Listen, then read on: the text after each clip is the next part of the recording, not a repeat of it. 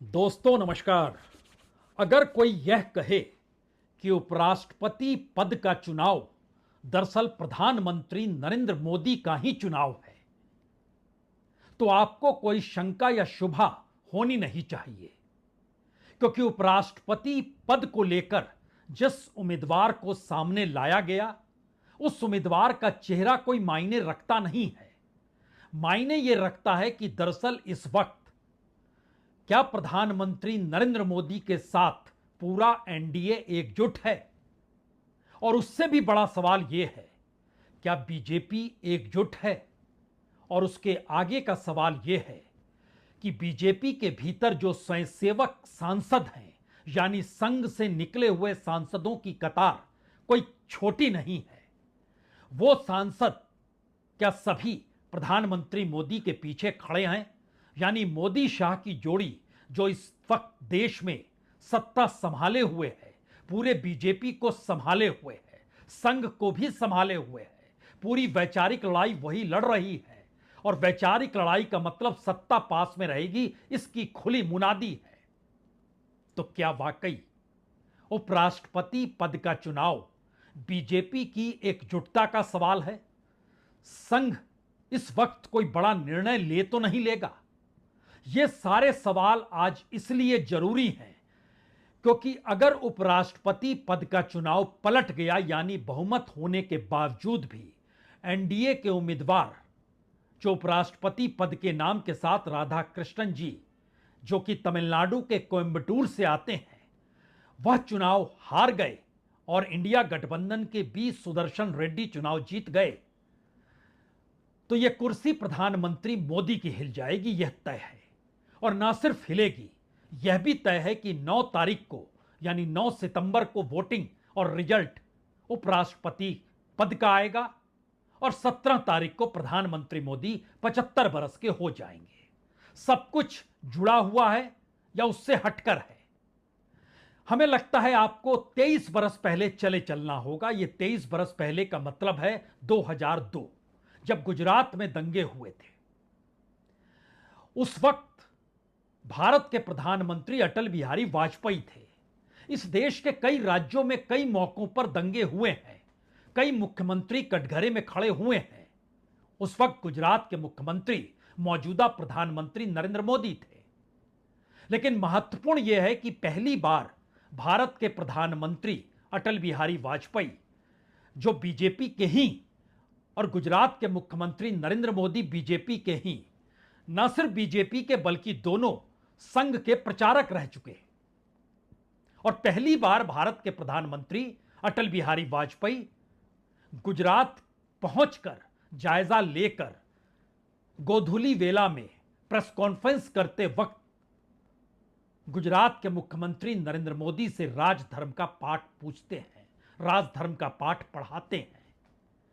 और जब वो राजधर्म का पाठ पढ़ाते हैं तो उस वक्त एक बड़ी मोटी लकीर संघ और बीजेपी की सत्ता के बीच नजर भी आती है। संघ उस वक्त खुले तौर पर गुजरात के मुख्यमंत्री नरेंद्र मोदी के साथ खड़ा हो जाता है और जो भी हिचकोले खाने चाहिए थे राजधर्म का पाठ पढ़ाए जाने के बाद, वो सारे हिचकोले एक झटके में बंद हो जाते हैं। यानी गद्दी सुरक्षित गुजरात के मुख्यमंत्री नरेंद्र मोदी की, संघ साथ में खड़ा है। जो क्रिया की प्रतिक्रिया चाहता था उस वक्त सरसंघचालक सुदर्शन थे, केसी सुदर्शन, और उन्होंने बकायदा टेलीफोन किया, क्रिया की प्रतिक्रिया जानने की इच्छा भी व्यक्त भी की। और उसके बाद जो कुछ हुआ, जैसा हुआ, यह किसी से छुपा हुआ नहीं है। लेकिन 23 बरस पुराने इस किस्से के साथ जोड़कर अगर आप 23 बरस बाद आज में उपराष्ट्रपति पद के उम्मीदवार के चुनाव को लेकर खड़े होंगे तो बड़ा सवाल यह है, इस दौर में क्या संघ को लगने लगा है कि सब कुछ मोदी और शाह के इर्द गिर्द घुमड़ रहा है? और जिस दिन ये दोनों ढहे, उस दिन बीजेपी ढह जाएगी, उस दिन संघ ढह जाएगा। और क्या वाकई बीजेपी के भीतर सांसदों की एक बड़ी मोटी कतार ये जान रही है, समझ रही है कि ऐसे में तो कुछ भी नहीं बचेगा और बरसों बरस बीजेपी पीछे चले जाएगी, संघ का काम गायब हो जाएगा? और जो आक्रोश और जो राजनीतिक मुद्दा इस दौर में विपक्ष ने, कांग्रेस ने, राहुल गांधी ने संघ को लेकर वैचारिक तौर पर भी बना दिया है, उसकी आंच मोदी शाह के हटते ही बड़ी ही गंभीर हो जाएंगी। तो क्या बीजेपी की सत्ता बरकरार रहे और मोदी शाह की पूरी सियासी लकीरें इस दौर में हटा दी जाए, यह सोच सिर्फ और सिर्फ उपराष्ट्रपति पद के उम्मीदवार की जीत हाथ पर टिका हुआ है, क्योंकि कई बार इंडिकेशन इससे पहले सरसंघचालक दे चुके हैं। वो कह चुके हैं कि दरअसल 75 के बाद रास्ता खाली करना चाहिए। पिछले दिनों उन्होंने एक पुराने स्वयंसेवक का जिक्र भी किया और यह भी बताया कि जब वो खड़े होते थे भाषण देने तो लोग हंसने लगते थे। यह भी बताया कि उन्हें समझ में आ गया कि अब युवाओं के लिए रास्ता खोल देना चाहिए, तो वो रास्ते से हट गए। क्या ये बात प्रधानमंत्री मोदी समझ नहीं रहे हैं? समझ तो रहे हैं, लेकिन वो ये भी जानते हैं बीते 10-11 वर्षों में जो कमाल मोदी सरकार ने इस देश के भीतर किया वो अपने आप में एक ऐतिहासिक है। वो चाहे अयोध्या का राम मंदिर हो, धारा 370 हो, कॉमन सिविल कोड हो, इस देश में हिंदुत्व को लेकर उठते हुए सवाल हो, बड़ी तादाद में जो जीत हासिल राज्य दर राज्य होती चली गई, वो सब कुछ ऐतिहासिक है। लेकिन मौजूदा वक्त की हकीकत क्या है? हकीकत 3 है। पहली हकीकत यह है कि प्रधानमंत्री मोदी की खुद अपनी छवि देश के भीतर और राहुल गांधी जिस तर्ज पर अब 2024 के चुनाव को जीतने का आरोप लगा रहे हैं, उस दायरे में उनकी चमक फीकी पड़ चुकी है। और वोट चोरी खुले तौर पर जो बिहार की सड़कों पर हो रहा है, वह दृश्य कल देश की सड़कों पर अगर होने लग गया तो एक झटके में सवाल मोदी या शाह का या इलेक्शन कमीशन का नहीं बचेगा। यह पूरा सवाल बीजेपी की हर चुनावी जीत से जुड़ जाएगा। यानी जो जो निर्णय लिए गए 2019 और उसके बाद से हर निर्णय पर सवालिया निशान होगा और यही माना कहा जाएगा कि दरअसल वोट चोरी के आश्रय चुनाव जीता गया और उसके बाद यह गाज राज्यों के चुनाव पर भी गिरेगी। और हर कोई जानता है आधे दर्जन से ज्यादा राज्यों में विधायकों की खरीद फरोख्त के साथ कैसे किस रूप की मौजूदगी बीजेपी की सत्ता की रही। वो कर्नाटक हो सकता है, महाराष्ट्र हो सकता है, मध्य प्रदेश हो सकता है, उत्तराखंड हो सकता है, गोवा हो सकता है, कई राज्य हो सकते हैं। पहला सवाल यही है, वो छवि गायब हो रही है। दूसरा सवाल इस दौर में अंतर्राष्ट्रीय तौर पर है। अंतर्राष्ट्रीय तौर पर भारत जिस लिहाज से 180 डिग्री में बिल्कुल आमने सामने आकर खड़ा हो गया और 360 डिग्री में उसकी अपनी फॉरेन पॉलिसी गोल घूम गई, ये किसी को समझ नहीं आया कि जिस रास्ते भारत बार बार अपने राष्ट्रीय हित का जिक्र कर रहा है, वो राष्ट्रीय हित जब अमेरिका के साथ संबंध बेहतर थे तब जिक्र क्यों नहीं होता था? वो किसान हो, वो पशुपालक हो, या फिर इस दौर में जो कॉरपोरेट के साथ और सहयोग का जिक्र है, वो एक झटके में टकराव की स्थिति में क्यों आ गया है? यानी राष्ट्रीय तौर पर भारत के भीतर की राजनीति, अंतर्राष्ट्रीय तौर पर विदेश और कूटनीति, और उसके आगे का सवाल है अगर बीजेपी की सत्ता चली गई, और बीजेपी का मतलब अगर बीजेपी आरएसएस नहीं बल्कि मोदी और शाह के दायरे में सिमट चुकी है, तो फिर कुछ भी नहीं बचेगा। तो क्या गद्दी न छोड़ने की परिस्थितियों के बीच उपराष्ट्रपति पद का चुनाव इसलिए महत्वपूर्ण है कि अगर पलट गया तो क्या होगा? क्योंकि एक बात तो तय है, अगर आप संख्या बल पे भी जाते हैं तो एनडीए के भीतर में जो 5 बड़े कैरेक्टर हैं, 5 बड़े नेता हैं, अगर उनको देखिए तो उसमें चंद्रबाबू नायडू, जगन रेड्डी, नीतीश कुमार, एकनाथ शिंदे, अजीत पवार, अगर इन सभी के सांसद जो लोकसभा में 40 हैं और राज्यसभा में 17 है, 57 सांसदों को जोड़ भी दीजिएगा तो भी आंकड़ा इंडिया गठबंधन के बी सुदर्शन रेड्डी को जिता नहीं पाएगा। क्योंकि आंकड़ों के लिहाज से अगर आप समझना चाहते हैं तो ऐसे समझिए, लोकसभा में इस वक्त 1 सीट खाली है, 542 सांसद हैं, राज्यसभा में 5 सीट खाली है, 245 राज्यसभा के सदस्य हैं, दोनों को मिला दीजिएगा तो 787 सांसद होते हैं और उसका आधा चाहिए इस वक्त बहुमत के लिए 391। और 391 का मतलब बहुत साफ है कि बीजेपी के पास 293 लोकसभा में और 129 राज्यसभा में, दोनों मिलाइएगा तो 422 सांसद उनके पास हैं, यानी बहुमत के लिहाज से वो आगे हैं। अब अगला सवाल है कि क्या इंडिया गठबंधन के पास जो 312 है उसमें बाकी भी अगर जुड़ जाएं तो भी बात नहीं बनेगी, और अगर ये सारे टूट गए तब कुछ बात बनती नजर आएगी। लेकिन मुश्किल इस वक्त एनडीए का नहीं, बीजेपी का कहीं ज्यादा बड़ा है। और बीजेपी के भीतर की परिस्थितियां, जिस तरीके से टेलीफोन कॉल जाते हैं और उसमें पूछा जाता है आरएसएस क्या सोच रहा है, आप तो टच में होंगे, आपकी जानकारी तो होगी उनके जहन में क्या चल रहा है। और कल प्रधानमंत्री मोदी की रैली अहमदाबाद में है। एक झटके में 2 दिनों की यात्रा गुजरात की तय की गई। गुजरात की यात्रा इसलिए महत्वपूर्ण है क्योंकि गुजरात में तो बरसों बरस से बीजेपी की सत्ता है, और इस दौर में बीजेपी या कहे मोदी शाह के खिलाफ या चुनाव आयोग को लेते हुए मोदी के हर चुनाव को चुनौती देने के लिए बिहार की सड़कों पर शोर मचा हुआ है। इस देश के भीतर के मुद्दे और बाहर के मुद्दे, दोनों मुद्दों के बीच अहमदाबाद की रैली हो सकता है हर किसी को समझ में आ नहीं रही हो। तो इसके लिए 2 परिस्थिति को और परखना होगा। लाल किले के प्राचीर से इससे पहले कभी किसी ने, यहां तक कि अटल बिहारी वाजपेयी ने भी, जो खुद प्रचारक भी रहे, प्रधानमंत्री भी रहे, लाल किले के प्राचीर से भाषण उन्होंने भी दिए, लेकिन कभी आरएसएस का नाम नहीं लिया। लेकिन प्रधानमंत्री नरेंद्र मोदी ने इससे पहले नहीं लिया, इस बार खुलकर ले लिया। आरएसएस को सहलाना, पुचकारना, आरएसएस के साथ हम हैं, हमारे भीतर आरएसएस है, ये पाठ एक झटके में सदा वत्सले का राग गाते हुए वो प्रधानमंत्री मोदी हो या गृह मंत्री अमित शाह हो, अलग अलग सेमिनार या रैलियों में इस बात का जिक्र क्यों करने लगे हैं। और संघ से करीबी 2024 के चुनाव में तो बीजेपी के अध्यक्ष जेपी नड्डा ने खुल्लम खुल्ला कहा था, बीजेपी अब बहुत बड़ी हो चुकी है, अब उसे संघ की जरूरत नहीं है। और उसके बाद जो संघ और बीजेपी के नेताओं के बीच तलवारें खिंची वो आज तक थमी नहीं है। लेकिन सवाल सिर्फ एक बीजेपी के अध्यक्ष के कहने भर का नहीं रहा। सवाल यह है कि जेपी नड्डा की जगह कोई दूसरा अध्यक्ष इस दौर में बन भी नहीं पाया।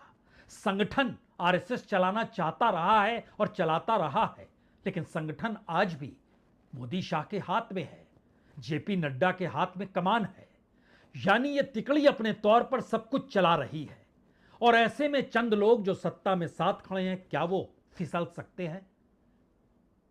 वो बीजेपी के 2 पूर्व अध्यक्ष भी हैं, उसमें राजनाथ सिंह हैं, नितिन गडकरी हैं, वो भी बीजेपी के अध्यक्ष रह चुके हैं, इस वक्त दोनों केंद्रीय मंत्री हैं। लेकिन इससे हटकर राज्यों के भीतर जो संघ की विचारधारा के साथ इससे पहले चलते रहे, उनके सामने नया संकट है। क्या वाकई उपराष्ट्रपति पद का चुनाव भी सिर्फ एक गिमिक है, चुनाव जीतने के तरीके हैं, जो गिमिक मोदी और शाह हर राज्य के चुनाव में और लोकसभा चुनाव में जानते हैं और उसको लागू करते हैं, और उसके बाद बीजेपी जीतकर सत्ता में आ जाती है।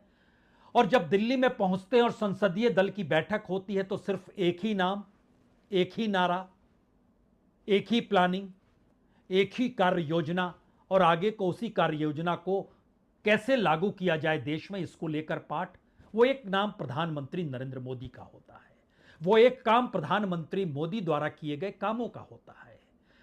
उन दोनों के साथ जो पूरी की पूरी जुगलबंदी की जाती है, उसका मैसेज यही होता है, चुनाव आप नहीं जीते, चुनाव बीजेपी जीती है। और बीजेपी चुनाव नहीं जीती, वो मोदी शाह ना होते तो नहीं जीत पाते। यह एक ऐसी परिस्थिति है जिसमें हर चुनाव में हर सांसद को, हर विधायक को अपने इलाके में एक ही राग आलापना है, और उस राग के दायरे में भारत के भीतर का पूरा चुनाव आकर खड़ा हो जाता है। जो बीजेपी इससे पहले अपने उम्मीदवारों के आश्रय, अपने क्षेत्र के आश्रय, अपने विचारधारा को लेकर जिन बातों का जिक्र करती थी, वो एक झटके में गायब हो गए। तो क्या वाकई 9 सितंबर की तारीख महत्वपूर्ण है? ध्यान दीजिए, जब विचारधारा का जिक्र होगा तो आरएसएस की एक विचारधारा तो है, और दूसरी तरफ भारत की राजनीति में एक लेफ्ट की भी विचारधारा रही। बीजेपी की तरफ से किसी ने कुछ उपराष्ट्रपति पद के किसी भी उम्मीदवार को लेकर टीका टिप्पणी नहीं की, लेकिन देश के गृह मंत्री अमित शाह ने टीका टिप्पणी जरूर की। उन्होंने इंडिया गठबंधन के बी सुदर्शन रेड्डी को लेकर क्या कहा? उन्होंने कहा सुदर्शन रेड्डी वही हैं जिन्होंने वामपंथी उग्रवाद और नक्सलवाद को समर्थन देने वाला जजमेंट दिया था। अगर सलवा जुडूम के खिलाफ जजमेंट ना देते तो वामपंथी उग्रवाद 5 बरस पहले यानी 2020 तक ही खत्म हो गया होता। वो उपराष्ट्रपति के उम्मीदवार हैं। हालांकि इसका जवाब इंडिया गठबंधन की तरफ से किसी ने उस रूप में नहीं दिया जो खुद बी सुदर्शन रेड्डी ने दे दिया। उन्होंने कहा कि मैं उनसे बहस करना नहीं चाहता हूं, यानी अमित शाह से बहस करना नहीं चाहता हूं। सलवा जुडूम वाला फैसला मैंने लिखा था, वो मेरा नहीं है। यह फैसला सुप्रीम कोर्ट का है और शाह 40 पेज का फैसला पढ़ ले। अगर उन्होंने फैसला पढ़ा होता तो शायद वह यह टिप्पणी नहीं करते। सलवा जुडूम का फैसला, उग्रवाद का फैसला, नक्सल उग्रवाद को लेकर दिया गया फैसला, सुप्रीम कोर्ट का यह फैसला, उस दौर में बीजेपी की प्रतिक्रिया, आज उन पन्नों को खोलने की जरूरत नहीं है। सिर्फ सवाल यह है क्या वाकई उपराष्ट्रपति पद का विचारधारा के आश्रय एक तरफ आरएसएस खड़ी है और दूसरी तरफ वामपंथ खड़ा है? यह मैसेज बन पाएगा या नहीं बन पाएगा, इसको बनाने की कोशिश तो शुरू हो गई। तो क्या यह रास्ता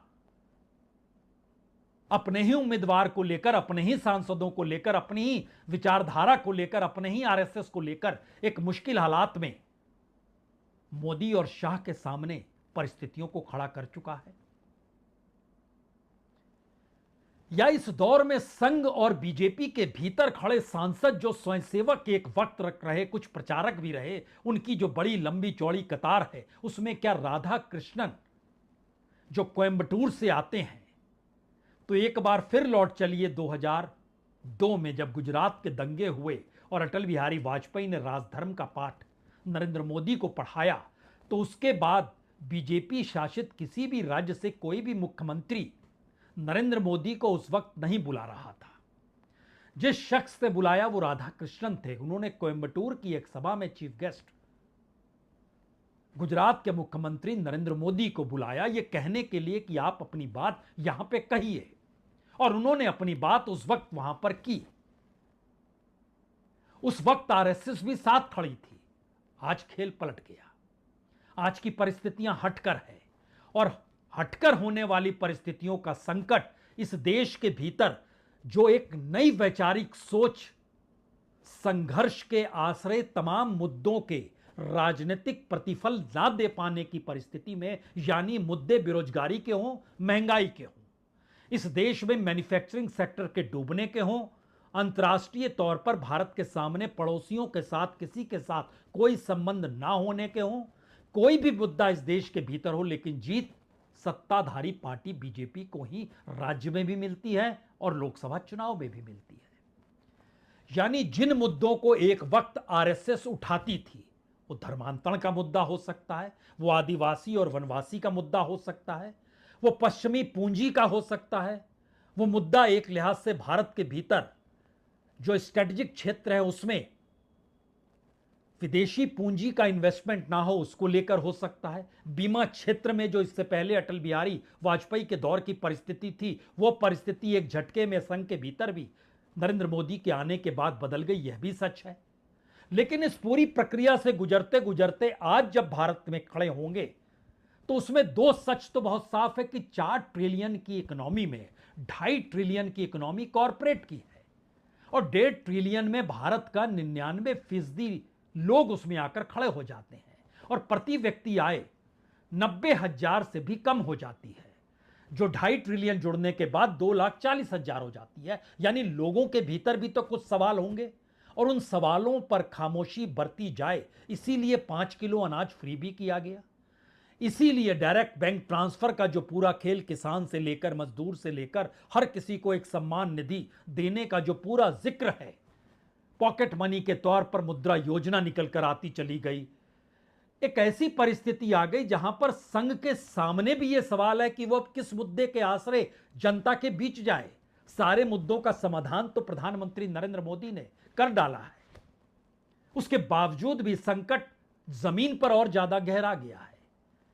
ये तमाम परिस्थितियों को अगर एक साथ समेटिएगा तो दो ही बातें निकल कर आएंगी।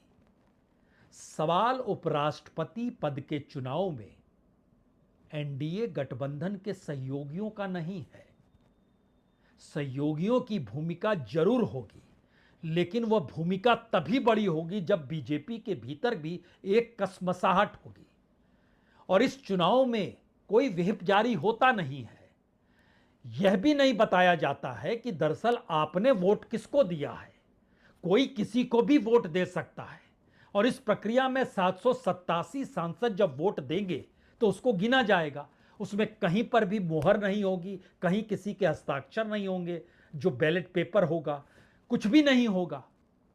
तो कोई किसी को भी दे सकता है, उसके बाद आप छानते रहिए, समझते रहिए। तो धाराएं दो इसके पैरेलल में चलती है। एक धारा यह रहती है क्या वाकई एनडीए के भीतर अगर ये 57 सांसद पलट गए तो एक झटके में बीजेपी यानी एनडीए की तादाद 422 से घटकर 368 पे लगभग आ जाएगी। तो फिर उम्मीदवार हार गया। और दूसरी तरफ अगर यह मैसेज है कि बीजेपी के भीतर भी कसमसाहट है तो फिर एनडीए वाले हो सकता है कुछ नहीं सोचें, कुछ सोचें। यानी एक ऐसी परिस्थिति है जिसमें उपराष्ट्रपति पद का चुनाव इस देश की मौजूदा राजनीति, मौजूदा प्रधानमंत्री, मौजूदा विचारधारा और मौजूदा वक्त की राजनीति और आर्थिक परिस्थितियों के बीच जो सामाजिक तनाव देश के भीतर राजनीतिक तौर पर बड़ा और बड़ा होते चला जा रहा है, जिसकी कल्पना किसी कालखंड में संघ ने भी की नहीं होगी, सोचा नहीं होगा। मलाई तो बहुत खा ली, सुविधाएं बहुत भोग ली, लेकिन क्या वाकई 9 सितंबर की तारीख ऐसी तो नहीं है? और उसके बाद 17 सितंबर को प्रधानमंत्री मोदी 75 साल के होंगे। सितंबर का महीना महत्वपूर्ण है। उपराष्ट्रपति पद के चुनाव का दिन उससे भी ज्यादा महत्वपूर्ण है। और इस महत्वपूर्ण परिस्थिति में भारत की राजनीति के भीतर सत्ताधारी पार्टी के भीतर वैचारिक आधार पर लकीरें खिंच रही हैं, जो अभी सिर्फ शब्दों के आसरे निकल रही है। इसीलिए टेलीफोन कॉल जाते हैं तो यही कहा जाता है, संघ सोच क्या रहा है। आपकी मुलाकात सरसंघचालक से हुई थी? अच्छा, आप दूसरे नंबर से मिले थे? अच्छा, प्रवक्ताओं का क्या कहना है? 2 प्रवक्ता भी तो हैं। अच्छा, उनकी राय भी नहीं है। तो फिर आप क्या सोच रहे हैं? सब ठीक है? सब ठीक है। जब ये बात पूछी जाने लगे तो मतलब बहुत साफ है, सब ठीक है ना। बहुत बहुत शुक्रिया, बहुत बहुत शुक्रिया।